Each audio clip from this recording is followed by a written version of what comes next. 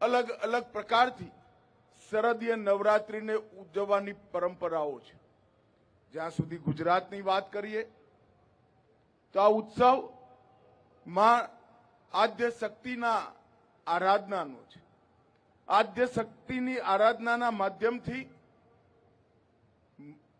વ્યક્તિના જીવનમાં સજ્જન શક્તિ, શક્તિ અને વિદ્યા ત્રણેયનો સંચય અને સૃજન કરવાનો આ પ્રસંગ છે. વ્યક્તિગત રૂપે વાત કરીએ તો આ તંત્ર, મંત્ર, ધ્યાન, આરાધના, સાધના એનાથી દરેક વ્યક્તિ આ 9 દિવસ ત્રણેય ગુણોને પોતાના શરીરની અંદર, પોતાના કુટુંબની અંદર જાગૃત અને સંચિત કરવા માટે પ્રયાસ કરે છે. પરંતુ સામાજિક રૂપે એની અભિવ્યક્તિ શું? સમાજની શક્તિના આરાધનાની પ્રક્રિયા શું?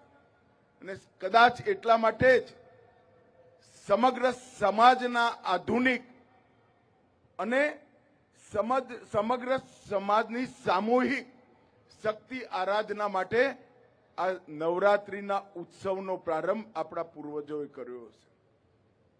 મહાકવિ કાલિદાસે ઉત્સવ પ્રિય જનાહા કરીને જે દેશની જનતાનું વર્ણન કર્યું, આપણે સૌએ આપણા ઉત્સવોને અનેક પ્રકારથી અનેક પરંપરાઓમાં વર્ણ્યા અને વણીને જીવનની અંદર નિરાશા ખંખેરી એક સામૂહિક લક્ષ્ય નક્કી કરી, એક સામૂહિક માર્ગ નક્કી કરી સમગ્ર સમાજ એક દિશામાં જાય એ પ્રકારના ઉત્સવનું આયોજન કર્યું. અને આપણો આ નવરાત્રિનો ઉત્સવ ભૂપેન્દ્રભાઈએ કહ્યું એ રીતે પૂરી દુનિયા અને હવે વિશ્વભરમાં અનેક દેશો પણ અહીંયા આવીને લોંગેસ્ટ ડાન્સ ફેસ્ટિવલ કરીને મનાવે છે.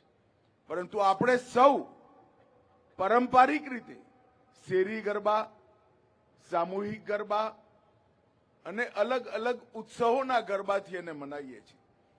એક જમાનામાં શેરી ગરબાઓની પરંપરા જ્યારે ક્ષીણ થતી દેખાઈ, એમાં કોમર્શિયલાઇઝેશન વધ્યું, ત્યારે આપણા પ્રિય નેતા, આજના દેશના વડાપ્રધાન અને એ વખતના ગુજરાતના મુખ્યમંત્રી નરેન્દ્ર મોદીજીએ ગરબાના મૂળ સ્વરૂપને જાળવી રાખવા માટે ગુજરાત નવરાત્રિ મહોત્સવની શરૂઆત કરી અને ત્યારથી લઈ 2024 સુધી આ જગ્યા પર, આ જ સ્થાન પર 9 દિવસ સુધી લાખો લોકો અલગ અલગ વેશભૂષામાં, અલગ અલગ શ્રદ્ધા અને માન્યતા સાથે આ વાઇબ્રન્ટ ગુજરાત નવરાત્રિ મહોત્સવને માણવા આવે છે.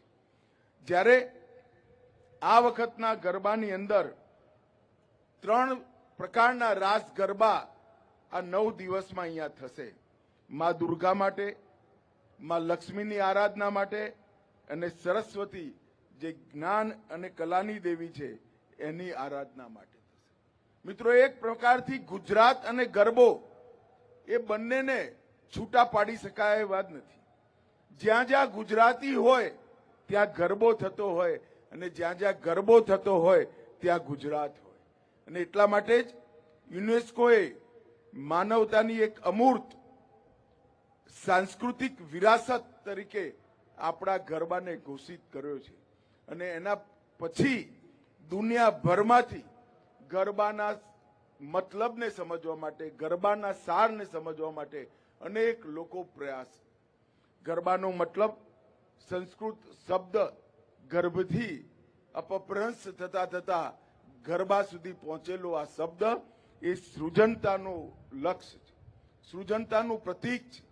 અને ગરબાના માધ્યમથી માં આદ્ય શક્તિની આરાધના કરવાની પરંપરા આ મોદીજીના ઇનિશિયેટિવના કારણે એને લુપ્ત થતી પણ બચાવી છે, એને આધુનિક સ્વરૂપ પણ આપ્યું છે, એને પર્યટનની સાથે પણ જોડી છે અને આવનારી પેઢીને એના સાંસ્કૃતિક અને ધાર્મિક વિરાસતની સાથે જોડવાનું કામ પણ કર્યું છે.